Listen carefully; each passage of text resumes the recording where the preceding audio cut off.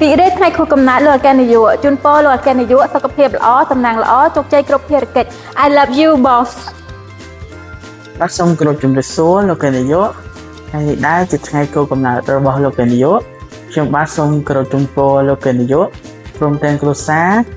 ទទួលបាននូវសុខភាពល្អកម្លាំងកាយមាំមួនសំណាងល្អតំណាងប្រកបដោយសុខសុវត្ថិភាពនិងទទួលបាននូវការគោរពស្រឡាញ់ពីមនុស្សជុំវិញខ្លួនគ្រប់ពេលទីកដេថ្ងៃកំណើតលោកអគ្គនាយកនៅក្នុងថ្ងៃពិសេសរបស់លោកអគ្គនាយកនឹងខ្ញុំសូមជូនពរលោកអគ្គនាយកឲ្យមានសុខភាពល្អជួបតែពុទ្ធកោទាំង5ប្រការជាពិសេសរាល់ការងារអាជីវកម្មទាំងអស់សូមឲ្យជោគជ័យរីកចម្រើនទៅមុខហើយជាពិសេសផងនោះសូមឲ្យលោកអគ្គនាយកឆ្នាំថ្មីនេះជួបគូឆាប់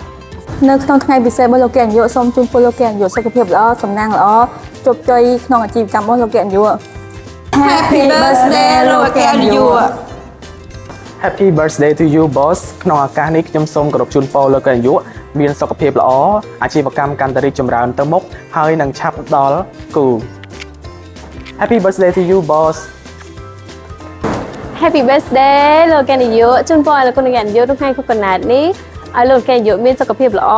រកស៊ីមានបាននិងឆាប់ដល់គូសកល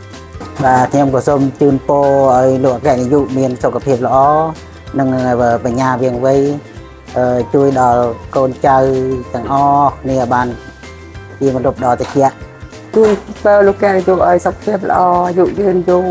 ចេះតែមានចេះតែបានជួយកូនចៅតទៅមុខ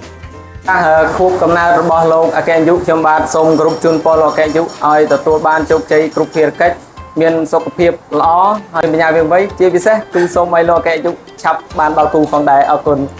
ក្នុងឱកាសថ្ងៃខួបកំណើតលោកអគ្គនាយកនាងខ្ញុំសូមជូនពរឲ្យលោកអគ្គនាយកមានសុខភាពល្អប្រកបមុខរបរអាជីវកម្មកាន់តែរីកចម្រើន